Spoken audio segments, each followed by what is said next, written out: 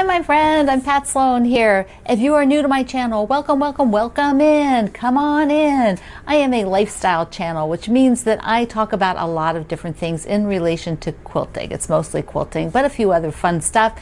The videos have a variety of topics, just like we were sitting here together, which we are, just chatting. So that is what it's all about. So today is cookie day. Oh, do you have a quilt with cookies on it or cookie fabric? I'm sure that I've seen chocolate chip cookie fabric before. Or quilts that have some sort of, I would like to see quilts with cookies on it. I don't know that I can think of any. Maybe there's an applique one out there somewhere. Or you could piece some cookies. So that is your share for today, and you do that over at Quilt Along with Pat Sloan at Facebook, where we can share photos, because as you know, you can't put photos in here at YouTube. It'd be really nice if you could, wouldn't it? Wouldn't that be awesome? But no, we do that over at the other group. All right, today is week number 2 of the flower patch with my Gratitude and Grace fabric. So this is the quilt all made up, and I am doing one row. I'm going to do for the first 3 weeks, so a block. There are 4 rows, 1, 2, 3, 4 down below. And then on the 4th row, I'll assemble and then put a border on it. And then the 5th week, will be done. So for those of you sewing along with the kit, you can just follow the placements of the colors, from the photo. You get that at my website at the project page. So there you go. I did this one. Here's this one for this week. Oh, these are just so fun. I love how when you use the same fabric here and how it makes such a full block shape. That is what's so interesting to me. I just find that very, very cool. I want to give you one of those pro tips. So when you're doing this block, there we go. Let me do this. Okay, so when we're sewing, like when I'm sewing this row on here, you can see there's a kind of an important point, but on this side it's not so important. You don't have you're not trying to not chop off a point or anything like that. A lot of times what happens is, because this is the larger section, this might be your last row like it is here, and this larger section would be often you're going to put it on the bottom, like automatically, naturally we do that. And what happens then is you put the smaller one on top, and you're going through this intersection blind because you can't see where this point is because you're sewing on this side. What you need to do is do what doesn't feel natural, at least to me, with the larger piece on the top, so that when you sew it, you can see this intersection. It's right visible to you. You won't chop it off. You can, make an adjustment as you get to it if you need to. Do whatever you do. So that is a pro tip, because what I find is that it is just easy to put the smaller one on the top. This just seems to be what we naturally gravitate to. Okay, now I am keeping the blocks in these large block cases. These are some Tula Pink ones. I've got the 18-inch boards in here, which is what this is. This is one. This one is pristine and new. Did you notice that? Did you notice how clean it is? There we go. I buy them. I buy them at the Fat Quarter Shop. Just because I personally don't want to take time to make them, and I have now enough, so I think I'm pretty good. I had to get the other one out. I think there's still both styles of these. There's the owl, and the owl has my London Town blocks in it, which I really, really, really need to get to the next block. And then this is the one that's the Roar fabric. So, and I have been putting the block on the back side because I can see them better rather than through the image. It's a little bit harder to see the block through the image. So anyways, that is how I am handling that. And I keep them down here in this koala table. There's just a slider drawer in there, and that's where I'm keeping them. Okay, so I have a mess going on here. Alrighty. We're gonna do the project calendar, and I've got a little mail, and then some Q&A, because this is an easy month. I had a book nook on here, but I'm going to leave that stuff till next year, next year, which is just in a couple of weeks. So the project calendar is for January. And the first page has the days that I have videos, and then all of kind of like the fun little holidays, and oftentimes I try to think of a quilt that's related to that holiday, like today, the cookies, because that's just fun to do. And then I enjoy making the little calendar at the top with all the little images. And you note on here when I do videos, because like I've been saying, I've been adjusting my schedule to be a little bit different. And I've kind of locked in at Tuesday, Wednesday, Thursday now for the videos.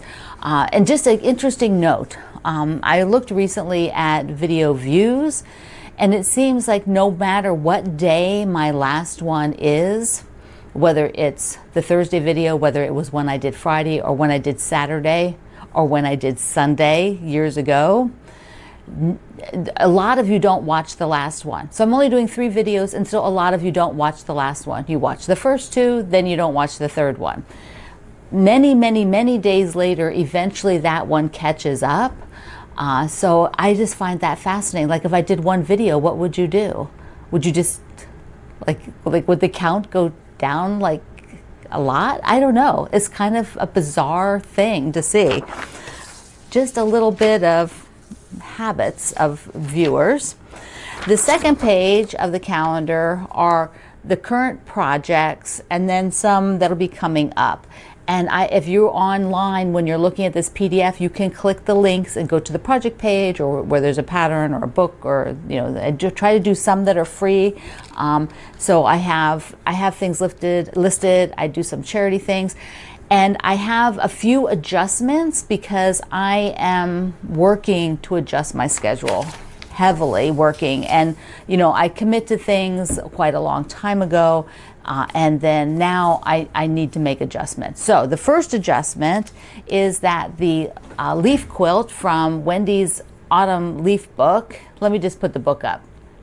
So we're going to do this, a quilt from this book. You can pick whichever one you want. I am doing the one shown, but there's other ones on my project page. I showed you another one that Wendy did colors for us in the Gratitude and Grace. So you can take a look at that, but you can pick which one you want from the book. Now, I am going to shift that 2 weeks in January, shift it down to start 2 weeks later. Although the day after, Christmas, let me get this right, New Year's Eve, New Year's Eve, we will still look at the book, and you can kind of it's kind of like a kickoff to get your thoughts together as to which quilt do you really want to do for the book, and get your fabric organized for it, and sort of like kickoff. I did have it listed for the day after Christmas, which is next week, but we aren't going to talk about it then. We'll just talk about it once this month, at the end of this month. And then it'll start a couple days. It'll start a little bit later. I have it January 21st. So January 21st. Okay, the other thing, which I will, tell you about, I'll repeat it when we get started. But this is a quilt along that a lot of you want to do. It's such a darling, darling quilt. It is a big quilt. It is 87 by 97. This is a gigantic, gigantic snowman.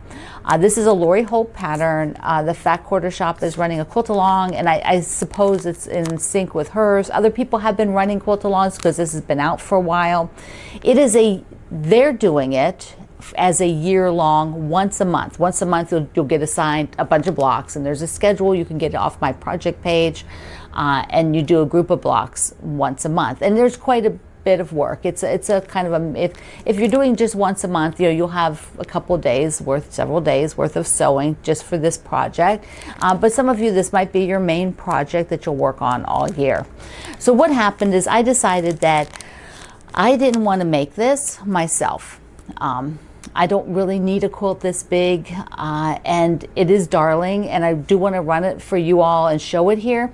So I was asking my friends and Bobby, who helps me sew. Bobby loves it, and she said yes, she was going to sew it for herself. And so I got her the fabric, and she's going to sew it in parts and send the parts to me, because Bobby doesn't live near me. She's in another state. And so she will be sending me the parts, and I will be showing you each month. And we're going to do this in 6 months, January to June. So we'll get all the parts done.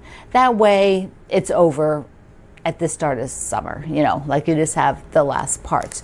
It is so cute, and it is going to be really fun to see it come together. But this will be Bobby's quilt. She's sewing it, and I am going to assemble it. I'll assemble the parts as a thank you for lending it to me, and so that is how this will go. So it's still going to happen. It's happening. I want to do in January, if I can fit it in, I will do a snowman banner. I think the banner kit for my front door.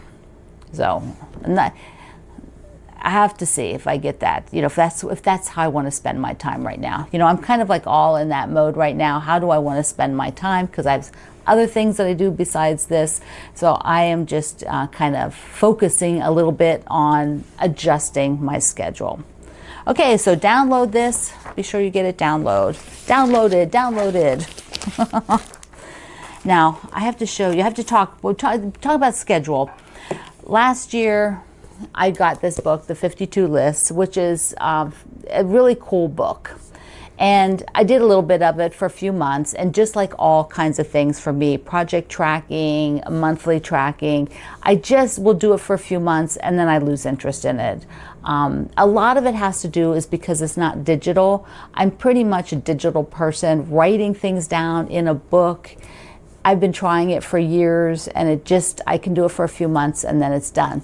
I'm not attempting any kind of a book or anything this year. Nothing. No calendar, no project track like paper, nothing on paper. If you go to my Quilt Along with Pat Sloan, no, not there. If you go to my I Love to Bake Quilts, I have this gallery, and so on the gallery is where I list all the projects that I've done. I list all the charity things that I've done for the year. I just started doing that last year, so this is my second year tracking the charity work that I've done. And so that's what I am doing. So there won't be any kind of project calendar or any kind of that stuff this year. So I just wanted to tell you, because some people love that, and we're hoping, and you know, like would do it with me, even though I didn't do it for very many months. But anyways, that's how that is. Just before I started this video, I decided there were only about 8 stitches left to finish this guy. Just 8. So I'm like, okay, I'm going to stop and do those 8 stitches on the last leaf. And there it is. So let's look at some fabric. I think I mentioned to you that I might just make this a little pillow. Well, I found the pillow form too. So I decided that I think this would be best against green. So I pulled a variety of greens because it's more of a fall piece to me with the acorns, even though the bird is pink and the leaves are kind of pinky, flowers are pinky red. But I decided that, you know, so it's going to be, so she'll be about like this, right? Her cute little self. All right, so here are some fabrics. I got this gingham because I thought, oh, the gingham would be so cute. It would be super cute. But it's kind of a lighter green. This is olive. This is super olive green. So let's go through. I found others. So here is one that's a light color. This guy, hold on. I want to say thank you for a few things I got in the mail. This is from Jean in Ohio. Look how pretty this is, with some squares for my lemon chiffon. And this is one, lemon chiffon, I really need to take to my once a month sewing, where I take the featherweight and I sew. I need to get that organized to do. So thank you, Jean. That is going right over there to work on that. My sweet friend Melissa sent me a card. Melissa's in Ohio, and she sent me, look at that beautiful Christmas card. That is the same greens, right? Some of the same greens I just showed you. That's those lovely, love those greens. And look what she made. Look at this. She made it. Like it's got the, yeah, like the tag on it. Like, oh, I love it. So good. You're clever, Melissa. You're clever. And then Deborah in Minnesota sent me with a pretty card. And this is printed on handmade paper. Oh, isn't that gorgeous? And she sent me, look at this. This is Liberty of London fabrics. Oh, Deborah, my goodness. I will put these to good use. I'm just going to open one of the packets right now. I haven't opened them yet. They just came before I filmed this. But look, everybody. Pinks. Look at these pinks. Look, look, look, look. I'm trying to make the camera go in. Look here. Oh, does this look like Easter? Spring. Look how pretty all these are. Oh my gosh, I'm so spoiled. I feel so spoiled. So beautiful. You all, everything you send, everybody puts so much thought into it. It's wonderful. Look at that. Wow. Wow. I see like a Liberty throw in my future with all Liberty Tanalons. These are Tanalons, not the regular quilting cotton, which they also produce. But yeah, look at this. Okay. Well, look at the other 2 packs another day. When I maybe get the London Town, when I'm working on the London Town, we'll take a look at those. Oh, and I have one more thing that came from Susan in PA, and she asked somebody that she knew to make her a Christmas card. Look at this, it's sewn on there with the little Christmas squares. Isn't that sweet? And she sent along goodies for Greg and I. Appreciate that so much.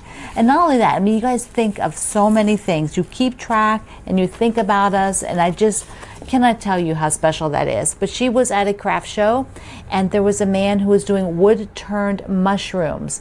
Look at this. Look how incredible that is. I love wood. Greg used to do a lot of woodworking. At one point that was his main hobby, and so we did a lot of looking at wood and things like that. So I totally appreciate how much effort goes into something like that. Mwah, mwah, mwah. Okay, a couple of Q&A. Oh, before that, do you have holiday scissors? I did find some on Amazon. It's a 3-pack. I don't know that they're exactly these 2, but they're Christmas ones. And they work nice. I mean, they're not quality scissors. Don't be cutting your fabric, but the white ones are a little smoother. They are what they are, right? Okay, a little Q&A. We'll do some of the quilt ones. So, Lorianne says, how old was I when I started quilting? And who taught me?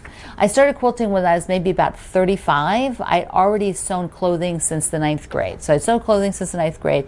I was about 35. Somebody else asked me, how did I get into the quilting? Well, my one of the gals that I worked with was a quilter, and she said, you're going to love it. So she signed me up for the class. She already knew how to quilt. She just wanted somebody to quilt with. So that was all Gwen's fault. Nancy asked if I'm cutting out a project, do I cut everything at once? No. I never, ever cut everything at once. That just makes me shudder to think about the management of all of that and where you're going to store everything that you're keeping track of, such as something big like the snowman quilt. There are so many parts. You would have to have it like as your primary project and have a space to store all of that. This be like sections of it would be like storing individual projects. It's like, plus if there's an error somewhere and you've already cut everything, no. If you've misread something and you've cut it wrong, no. So no. Do not do that. I do not do that. Heather wanted to know if I have ever done trapunto. No, never had any interest in trapunto, which is a type of quilting technique where you stuff fiber under an image to make it lift so the image is puffy. It's not been my thing. Jane wanted to know, what color do I gravitate to? Well, I've got a lot of red. Red, red, everything red. If you've been here more than 5 minutes, red, red, everything red. Okay. Diane wanted to know, what kind of sewing machine did I start out on? Well, my parents bought me on European currency, which I believe I even mentioned yesterday, or that, that it was called a Genie. This is back in 1972 or something like that. And that was what it was. It was just it had some stitches, but I'm basically the straight stitch. And then as I got into quilt making, like I said, I'd already been sewing clothing since 9th grade. So I just used my sewing machine that I sewed clothing on for patchwork. But then when I wanted to free motion quilt, that's when I started looking at machines for their ability to free motion quilt. Blanket stitching came a little bit later, that's for applique, but the free motion quilting was the first thing that made me start to look at a little bit higher end machines to get a good free motion quilting, because sometimes it is not you, it is your machine, which is what happened to me. I had to upgrade because my machines just were not made. They didn't have enough space. The foot just wasn't made for that, even though it said it was. So the low end machines or lower end machine, it just didn't cut it for a free motion. Okay, and then I have one that's a business question from Julie. What difficulties did I encounter transitioning from working from computers to working for myself? Money, money, money. That was my biggest difficulty. Quilting does not pay as much as computers. And when you start your own business, unless you're maybe going to be a plumber, start a plumbing business, you're probably going to make some money right away. Otherwise, it is going to be many, many years before some money starts coming in. You build enough of a name and a following so that people buy your things. Money, money, money, money. That's the number one issue. And then one more businessy one. Leslie says, after COVID and breaking my wrists, what keeps me motivated to continue the daily grind of making videos? Well, Leslie, if this felt like a grind, I wouldn't be here. I mean, that's the honest truth. If it felt like a grind, I wouldn't be here. I do this because I enjoy it. I added it to my business to see if I would enjoy it, and so I do it for my business. And if I started out 7 days a week because I thought, we're only going to be in this pandemic for a very short time. How long could that last? And so I started out with 7 days a week, but that's an insane schedule that I didn't want to keep forever. And I've since backing it down. Like prior to March of 2020, I was maybe doing 3 videos a month. Some years, maybe 3 videos the whole year, because I was on the road teaching. My business had an entirely different focus. So that is, there's probably very few people out there making YouTube videos that you're watching regularly that do it for fun. Most of us, it's a business. If maybe there's somebody doing a personal one that they're just kind of doing it for fun. Maybe you found them and you follow them, but they're not the norm. Most people, when they think of fun, it isn't spending a lot of time filming and then producing and then marketing videos. That isn't normally what people do for fun. That's like, I don't know. That's just me. That's how I think about it. But I do this because I do enjoy it, and I enjoy connecting with all of you, and I enjoy the medium of being able to talk to you like this. It's just, it's very delightful, and I feel like I've really grown to know all of you better with the videos versus how we can chat in a community group. It just feels different. So there you go. And as always, this month, my commission off of any of the merchandise over at Katie Spain goes to Central World Kitchen for all of December, and I took all of my November as well. And so if you need to be a curator, it comes on a lot of different things, including these super soft t-shirts with long sleeves for this time of year. All right, my friend, download your calendar. Download your calendar, and if you do have a question on this, leave it as a question here at YouTube, because I can filter questions so I can find the questions more easily. All right, I love you. Mwah. Thank you for being here in the Sloan Zone. I will see you online.